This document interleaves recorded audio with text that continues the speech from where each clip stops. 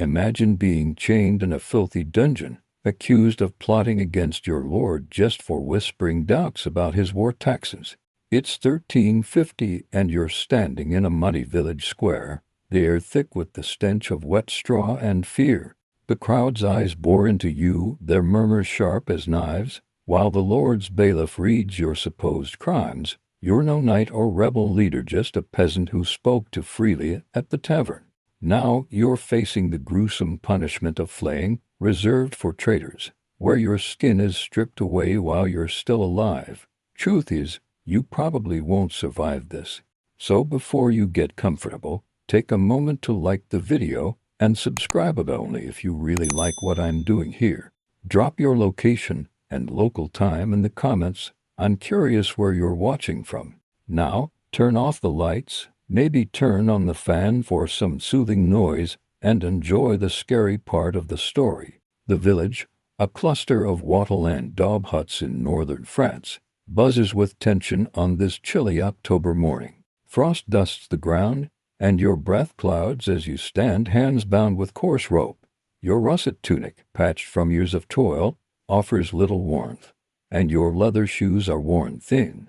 The accusation came fast last week. You grumbled about the Lord's endless levies to fund his feud with a rival baron. Someone, maybe the innkeeper with a grudge, reported you to the bailiff. Now you're branded a traitor, a crime medieval records, like those from 14th century chronicles, show was punished with chilling brutality to deter rebellion. Flaying wasn't common, but its horror made it legendary, reserved for those who threatened the feudal order.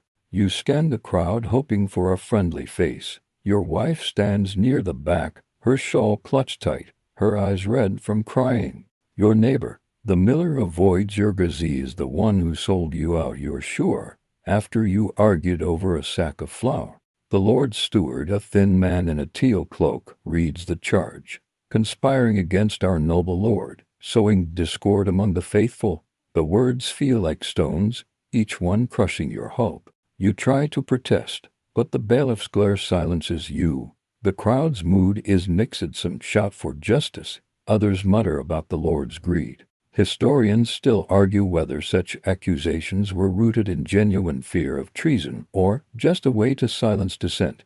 You suspect the latter, but it doesn't help now. They drag you to the village center, where a wooden platform stands, usually for market days, but today a stage for your shame. The ropes bite into your wrists, and your knees wobble as you're forced to kneel. The Lord himself isn't Herod, too busy in his stone keep, but his steward acts in his name, his voice dripping with authority. The church looms nearby, its bell tolling ominously, and the priest in a black robe sprinkles holy water, as if to sanctify the horror to come. You're not tried yet. This is just the prelude, a public declaration to set the stage. The crowd's jeers grow louder, kids throwing clods of dirt, their parents doing little to stop them. You feel like that nettle soup you made last winter boiled down to nothing. The steward outlines your alleged plot, whispers of rebellion, urging others to withhold taxes. It's half true at best. You ranted, sure, but never called for revolt.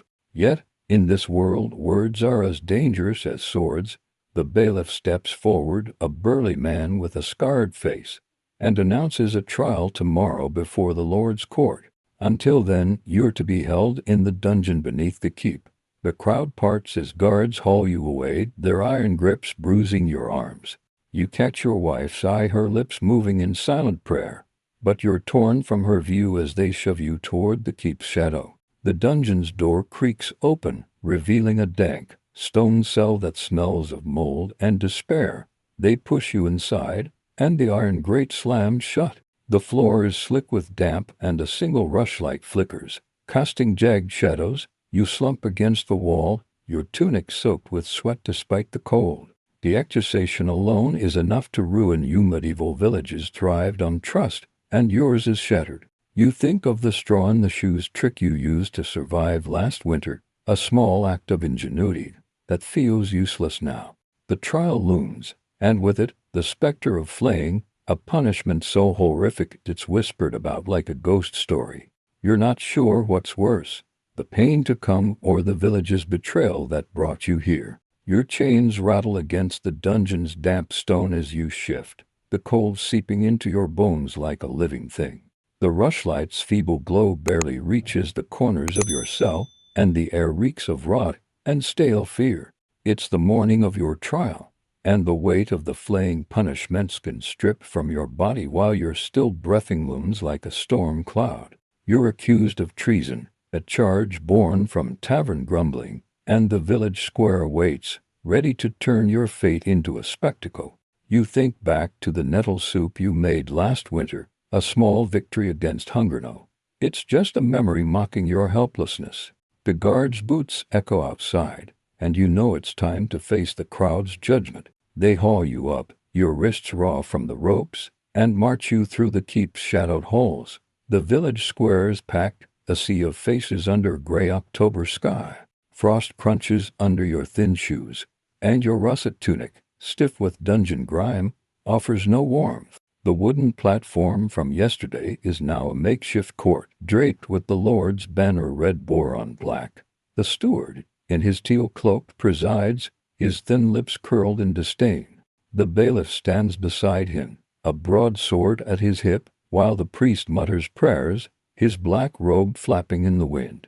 The crowd's mood is feverish. Kids perch on barrels, old women clutch shawls, and the miller who betrayed you smirks from the front row. Medieval trials for treason, as recorded in 14th century chronicles, were less about evidence and more about power. Your guilt is assumed. The trial is a formality to justify the Lord's wrath. The steward reads the charges again, inciting rebellion, defying the Lord's taxes. You're allowed to speak, but your voice cracks as you deny plotting against anyone. I only spoke of the taxes burden, you say, but the steward cuts you off, calling your words lies. The crowd jeers, though few like your wife, standing pale at the edge, look uneasy. Historians still argue whether such trials were meant to uncover truth or simply crush dissent to protect feudal order. You feel the latter, the Lord's authority pressing down like a millstone. Witnesses step forward, each one a knife in your gut. The innkeeper, a weaselly man with a grudge over unpaid ale, claims you rallied others to resist the Lord. The miller swears you spoke of burning the keep, a lie so bold you nearly lunge at him. Your wife tries to defend you, her voice trembling as she describes your loyalty, but the steward dismisses her as biased. No one mentions evidencina letters. No weapons, just words twisted to fit the charge. The crowd shouts grow louder, some demanding mercy, others blood. A boy throws a rotten apple, and it splats against the platform. The crowd laughing. You're not a person anymore, you're a traitor, a story to scare the village straight. The steward calls for testimony from the Lord's men. A guard, his face hidden under a hood, claims he overheard you plotting in the woods. It's a fabrication. You've never been to those woods, but the crowd eats it up. The priest adds weight, declaring treason a sin against God's order, his Latin prayers lending divine sanction to your doom. You notice the blacksmith, a friend, shifting uncomfortably, but he doesn't speak. Fear seals lips in a village where the Lord's word is law. You try to meet your wife's eyes, but she's lost in the crowd's swell, her shawl a faint teal speck. The verdict comes fast. The steward declares you guilty, his voice ringing over the square. The punishment, flaying, to be carried out at dawn tomorrow. The crowd roars, a mix of horror and excitement. Medieval records note flaying was rare but deliberately public, meant to terrify others into submission. Your knees buckle, and the guards catch you before you fall. They drag you back to the dungeon. The crowd shouts, fading as the keep's walls close in. Your wife's cry pierces through, but the iron grate slams shut, cutting her off. You're alone again, the rushlight flickering, its smoke stinging your eyes. Back in the cell, the reality sinks in. Flaying isn't just death, it's agony. Your skin peeled away while the village watches. You claw at the straw on the floor, desperate for something to hold onto. You think of the hot stone trick you used last winter, wrapping warmth against your chest. No, it's a cruel irony. The guards outside joke about tomorrow's show, their laughter echoing.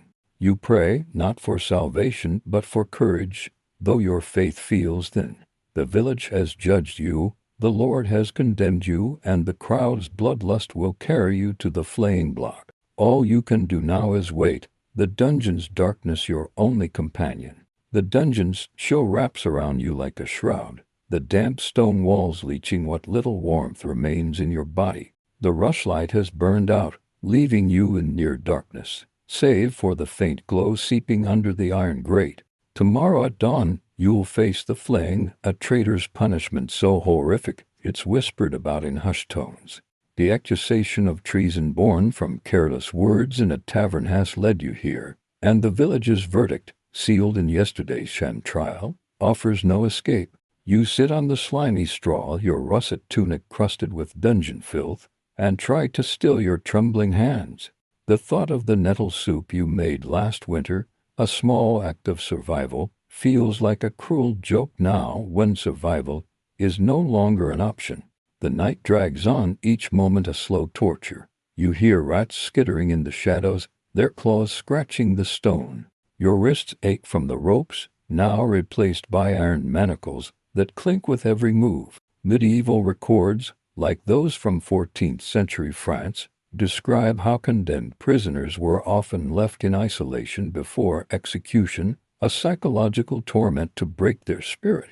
You feel its silence, the cold, the weight of tomorrow. You think of your wife, her teal shawl a fleeting image in the crowd yesterday. Did she go home to your hut, or is she pleading with the priest for mercy? You'll never know. And that cuts deeper than the manacles. Sleep is impossible, but you doze fitfully, jerking awake at every sound. The guards' voices drift through the grate, crude bets on how long you'll scream tomorrow. You try to pray, mouthing words your mother taught you, but they feel empty. Instead, you cling to memories, the smell of fresh baked bread, the warmth of your wife's hand, the straw in the shoe's trick that kept your toes from freezing. These scraps of life are all you have left, and you hoard them like gold. Historians still argue whether such punishments were meant to deter treason or simply satisfy a lord's need for control. Some say it was both, a brutal theater to keep peasants in line. You don't care about their debates. You just want the dawn to wait. As the first gray light creeps into the cell, the guards arrive, their boots heavy on the stone.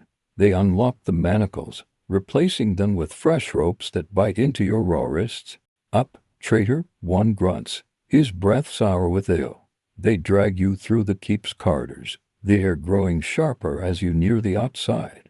The village square is already filling, even in the pre-dawn chill. Frost glitters on the ground, and your thin shoes slip as they shove you toward the platform. The same wooden stage from the trial now holds a grim addition, a tall post with iron rings, where you'll be bound for the flaying. The crowd murmurs, their faces a blur of curiosity and dread. Kids, old women, even the blacksmith who stayed silent yesterday. Your wife is there, near the church, her face pale as she clutches a rosary. You try to catch her eye, but the guards push you forward, forcing you to climb the platform. The steward, in his teal cloak, stands ready, his expression unreadable. The priest is beside him, sprinkling holy water, as if this horror needs God's blessing. The bailiff, his broadsword gleaming, oversees the preparations, while a new figure steps forward, the executioner, a hooded man in a leather apron, his hands gloved in coarse cloth. He carries no blade yet, but his presence sends a shiver through the crowd. You notice the miller, your betrayer, watching with a mix of fear and fascination, his smirk gone. They bind you to the post, ropes looping through the iron rings to pin your arms and chest. The wood is rough against your back, and the cold air stings your face. The steward addresses the crowd, his voice carrying over the square. This traitor, by his words, sought to undo our Lord's rule. Let his punishment be a warning. The crowd roars, though some voices falter. Your wife's among them. You're sure. The priest chants a Latin prayer, and the executioner steps closer, his eyes hidden in the hood's shadow. You smell the leather of his apron mixed with the crowd's sweat and the square's muddy earth. Your heart pounds, and you wonder if you'll faint before it begins. The waiting is its own punishment. The executioner checks the ropes, his movements deliberate, while the crowd grows restless. A child throws a pebble, and an old man shouts for blood, but others look away, their faces tight with unease. You think of the hot stone trick you used last winter, a fleeting comfort against the cold. No, you'd give anything for that warmth. The steward nods, and the executioner turns to a wooden table, where his tools wait, hidden under cloth. The crowd holds its breath, and you realize this is the last moment before the flaying begins. Your only hope is that your wife remembers you as you were, not as the broken figure on this post. The first light of dawn breaks over the village square, painting the frost-glazed ground in pale gold. But there's no warmth for you bound to the wooden post with ropes cutting into your chest. The executioner, his leather apron creaking, lifts the cloth from his table, revealing a set of gleaming knives, their edges catching the light. The crowd's murmurs hush, their eyes locked on you, the traitor condemned for tavern talk against the Lord's taxes. The flaying your skin stripped away while your alive's about to begin, a punishment so gruesome it's meant to haunt the village for years. You think of the nettle soup you made last winter, a small act of defiance against hunger. No, it's just a faint echo as you brace for unimaginable pain. The executioner steps closer, his hooded face unreadable, and selects a small, curved blade. The crowd leans in, some gripping rosaries, others clutching pitchforks, their breath steaming in the coal. Your wife, near the church, covers her mouth, her teal shawl trembling. The steward, in his teal cloak, nods solemnly, as if this is justice, while the priest chants Latin, his black robe stark against the gray sky. Medieval records, like those from 14th century France, describe flaying as a deliberate process, performed with precision to maximize suffering and spectacle. The executioner's role isn't just to kill but to perform, to make your agony a warning etched into the village's memory. He begins with a shallow cut along your arm, the blade biting just enough to draw blood. The pain is sharp, like a wasp's sting, but it's only the start. You clench your teeth, determined not to scream. Not yet. The crowd gasps, some cheering, others turning away. A child, perched on a barrel, points, his eyes wide with morbido. The executioner works slowly, peeling back a thin strip of skin, his hands steady as if carving wood. The sensation is fire and ice at once, your nerves screaming as the cold air hits raw flesh. You catch the miller's face in the crowd, your betrayer, now pale, his smirk replaced by nausea. Even he didn't expect this. The process is methodical. The executioner moves to your other arm, each cut precise, each strip of skin lifted with care to prolong the torment. Blood trickles down, pooling at your feet, and the ropes hold you upright as your knees buckle. The crowd's mood shifts, some shout for more, others whisper prayers, their earlier bloodlust fading into unease. Your wife's sobs reach you, faint but piercing, and you wish you could spare her this sight. Historians still argue whether flaying was meant to punish the individual or terrorize the community. Some say it was both, a brutal lesson in loyalty. You feel like a living cautionary tale, your body a canvas for the Lord's wrath. The executioner pauses, wiping his blade on his apron, and the brief respite is worse than the pain. Your mind races, grasping for anything to anger you. You think of the straw in the shoes trick, how it saved your toes last winter. No, you'd trade anything for that small comfort. The crowd's faces bore, but you see the blacksmith, your friend who stayed silent at the trial, his eyes downcast. The steward watches impassively, while the priest's chants grow louder, as if to drown out your stifled groans. The executioner resumes, moving to your chest, the blade slicing deeper now. The pain is a white-hot wave, and you can't hold back a cry, raw and ragged, that silences the crowd for a moment. Blood loss makes you dizzy, your vision swimming, but the executioner's pace is unrelenting. He peels another strip, the wet sound of it tearing free making some villagers gag. A woman faints, and a man pulls his child away, muttering about nightmares. The square smells of iron and fear, the frost now stained red at the platform's base. Medieval flaying wasn't meant to be quick. Chronicles note it could last hours, the victim kept alive as long as possible to heighten the horror. You're fading, your breath shallow, but the ropes and the executioner's skill keep you conscious, trapped in this waking nightmare. Your wife's face is the last clear thing you see, her rosary clutched so tightly her knuckles are white. You want to tell her you're sorry, that you never meant for this, but your voice is gone. The executioner steps back, surveying his work, and the steward raises a hand, signaling a pause.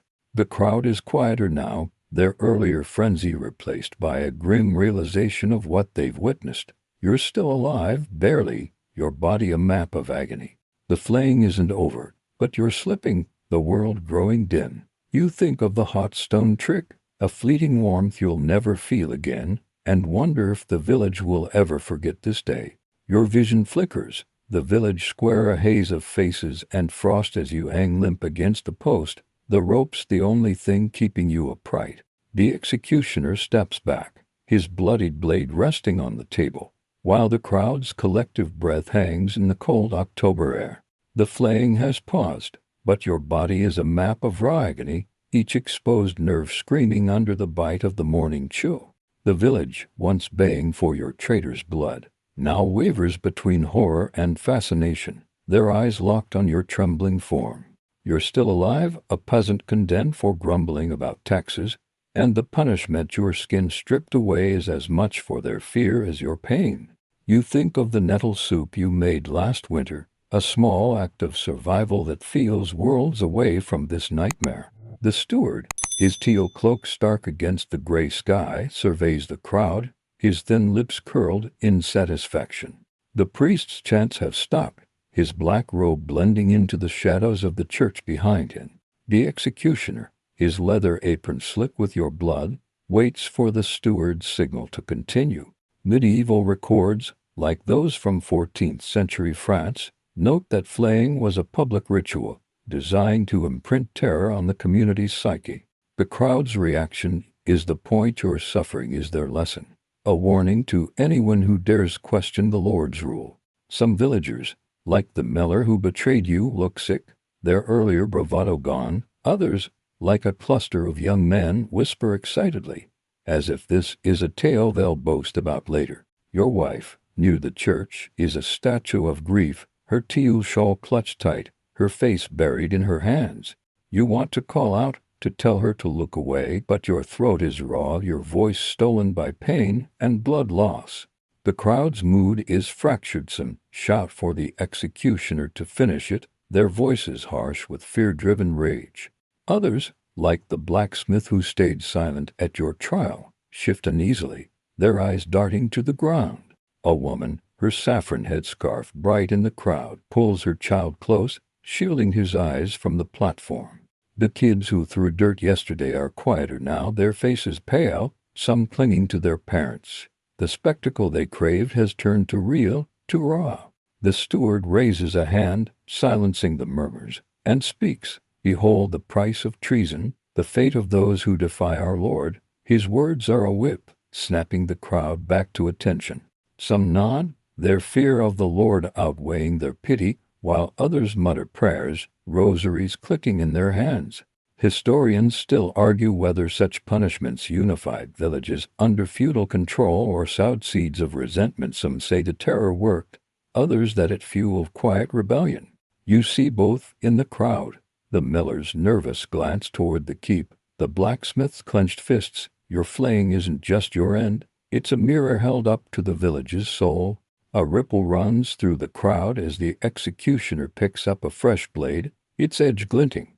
A few villagers turn away, unable to stomach more, while others lean closer, their fascination morbid but unshakable. The priest steps forward, sprinkling holy water over the platform, his Latin blessing a hollow comfort. You catch a glimpse of your wife, her eyes meeting yours for a fleeting moment, and the pain in her gaze cuts deeper than the executioner's knife. The crowd's noise swells again, shots, sobs, a child's wail, but it's distant, like a storm heard from underwater. Your body is failing, blood pooling at the platform's base, staining the frost red. The executioner resumes, his blade slicing into your shoulder, and you scream, a sound that splits the square's tense air. The crowd flinches, some covering their ears, others staring transfixed. A man vomits into the mud, and a woman faints, her body crumpling against a barrel. The executioner's precision is relentless, each strip of skin peeled with care to keep you alive, prolonging the spectacle. The pain is beyond comprehension, a white-hot tide that drowns your thoughts. You think of the straw in the shoes trick, a desperate grasp at memory, but even that slips away as your strength ebbs. The crowd's reaction shifts, a gameless cheering, more silence, as if the weight of your suffering presses on their chests. The steward watches unmoved, while the bailiff, his broadsword at his hip, scans for trouble. The miller, your betrayer, slips to the back, his face ashen, perhaps realizing the cost of his lie. Your wife's sobs are lost in the crowd's hum, but you feel her presence, a tether to the life you're losing. The flaying continues, each cut a fresh hell, and the village watches, their fear and fascination binding them to this moment. You're no longer a man, just a lesson, a bloody warning carved into their memory. Your consciousness flickers like a dying ember, the pain of the flaying a relentless tide that threatens to pull you under. But the ropes binding you to the post keep you upright, exposed to the village square's merciless gaze.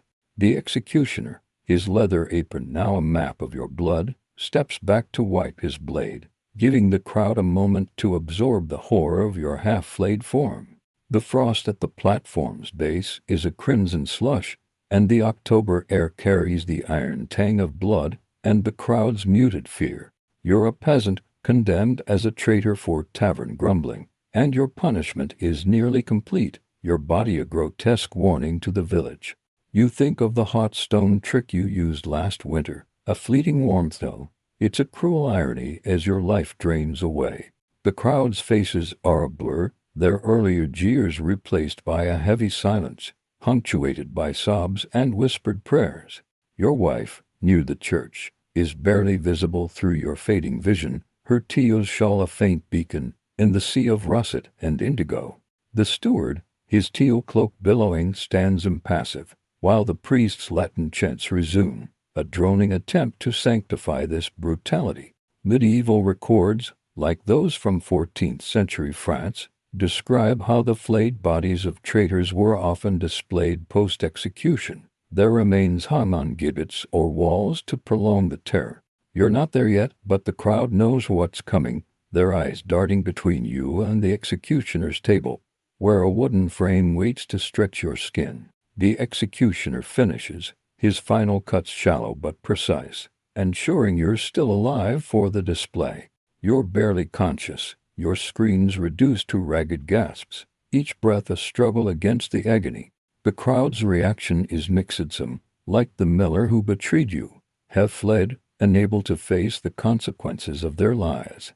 Others, like the young men who shouted for blood, now stand silent, their bravado gone. A woman in a saffron headscarf clutches her child, her face etched with guilt, while the blacksmith, your silent friend, stares at the ground, his hands balled into fists. Historians still argue whether such displays quelled rebellion or planted seeds of defiance. Some say the fear worked, others that it bred resentment. You see both in the crowd's eyes, terror of the Lord, but also a flicker of shame. The steward signals, and the executioner cuts you free from the post. You collapse, the platform's rough wood scraping your raw flesh, but the guards haul you up, dragging you to a cart at the square's edge. The crowd parts, some turning away, others following, drawn by morbid curiosity. Your body, barely clinging to life, is hoisted onto the cart, where a wooden pole stands ready. The executioner and a guard work quickly, tying what remains of you to the pole, your blood soaking the cart's planks. The crowd gasps, a collective shudder as they see the full extent of the flaying, your form no longer human, but a grotesque emblem of the Lord's justice. The cart creaks forward, pulled by a mule, and the procession begins. The bailiff leads, his broadsword gleaming, while the steward and priest follow, their presence a reminder of authority and divine sanction. The crowd trails behind, their boots squelching in the muddy square, some whispering prayers, others silent. Your wife is among them, her rosary clutched tight, her face a mask of anguish. The cart heads toward the village gate, where a gibbet, a wooden scaffold, waits to display your remains. Medieval chronicles note that flayed skins were sometimes tanned and hung, or the body itself left to rot as a warning. You're still alive faintly, your heart stuttering, but you know this is your final journey. The gibbet looms at the village's edge, its silhouette stark against the gray sky. The guards lift you from the cart, tying you to the scaffold's crossbeam, your body sagging under its own weight. The crowd gathers at a distance, their faces pale, some retching at the sight. The executioner steps back, his work done, and the steward addresses the crowd one last time. Let this traitor's fate be your lesson, defy the Lord. And this awaits. His words are a hammer, driving the message home. The priest sprinkles holy water, and the crowd disperses slowly, their whispers carrying fear and awe. Your wife lingers, her sobs the last sound you hear as your vision fades to black. You're gone, but your body remains, a grim monument to the village's obedience. The gibbet creaks in the wind, and the frost hardens around it, preserving the horror for days. You think in your final moment of the straw mattress by the hearth, a small comfort you'll never know again. The village will pass this gibbet daily, their eyes averted, but the image of your flaying is burned into their souls, a warning that will outlive you. The gibbet creaks under your lifeless form, a grim silhouette against the fading October light, as the village begins to reckon with the horror of your flaying. You're gone now, a peasant turned traitor by a few careless words, your body left to rot as a warning to all who pass. The frost-glazed square lies empty, save for a few stragglers who linger, their faces pale with shock or shame. Your wife, her teal shawl stained with tears, kneels at the church steps, her rosary worn smooth from desperate prayers. The flaying, a spectacle meant to crush rebellion, has left the village scarred, its people grappling with what they've witnessed and what it means for their fragile community. You think in some distant echo of the nettle soup you made last winter, a small act of survival now lost to the wind. The village feels different, its rhythm disrupted. The market, usually bustling, is subdued, vendors whispering about the gibbet as they pack their wares. The miller, your betrayer, keeps to his hut, his door barred, as if hiding from his own guilt. The blacksmith, who stayed silent during your trial, works his forge with a grim focus, his hammers clang a kind of penance. Medieval records, like those from 14th century France, show that such punishments lingered in a community's psyche, shaping behavior through fear but also sowing distrust. The Lord's justice has been served, but Atticus' neighbors eye each other warily, wondering who might be next to fall under suspicion. Your wife becomes a ghost in the village, her presence a reminder of the trials and justice. She visits the church gaily, lighting a candle for your soul, but the priest's cold gaze offers little comfort. Some villagers, like the baker's daughter, slip her extra bread, a quiet apology for their silence. Others, like the widow who sells eggs, shun her, fearing association with a traitor's kin. The gibbet, visible from the village gate, casts a long shadow. Children avoid it, their games hushed, while adults hurry past, muttering prayers. Historians still argue whether such displays quelled dissent or fueled quiet resistance. Some say fear kept order, others that it bred resentment. You see both in the village's fractured heart, obedience to the Lord, but also a growing unease. The church becomes a battleground for the village's soul. The priest preaches obedience, urging the congregation to heed the gibbet's lesson, but his sermons feel forced, his voice strained. During Mass, the pews are divided. Those who cheered your flaying sit apart from those who wept, like your wife and the blacksmith. A few, like the young men who once begged for blood, now fidget, their bravado replaced by nightmares. The elder, a grizzled farmer, calls a meeting to restore unity, but it falters. Accusations fly, with some blaming the miller for sparking the ordeal. No one speaks of rebellion, but the Lord's taxes, the root of your downfall, are discussed in whispers, a subtle shift in the village's tone. Your memory lingers, not as a traitor but as a warning. The gibbet stands for weeks, your remains decaying under frost and rain, until the steward orders it cleared. The executioner, his leather apron long cleaned, burns what's left, the smoke curling over the village like a curse. Your wife keeps your russet tunic, folded in a chest, a relic of the man she loved. She teaches your nephew the straw and the shoes trick, a small act of defiance, proof you were more than the Lord's scapegoat. The village moves on, but it's changeless, trusting, more cautious, the flaying a wound that festers beneath the surface. Years later, the gibbet site is avoided, a patch of earth where grass grows thin. Old women tell your story to scare children into obedience, but some, like the blacksmith's son, whisper as a tale of injustice. The Lord's keep still looms, but his taxes are paid with grudging silence, not loyalty. The flaying achieved its goal, but it also planted seeds of doubt, a legacy that outlives the pain. Your wife, graying now, tends her garden, her hands steady despite the past.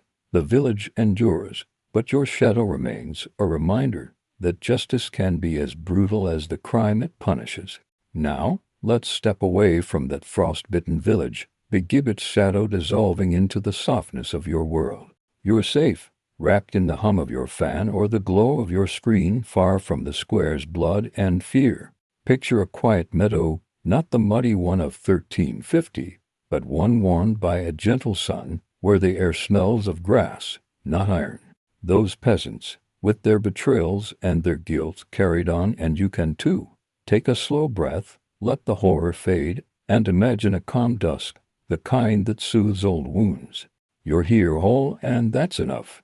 Thanks for sharing this dark journey with me tonight.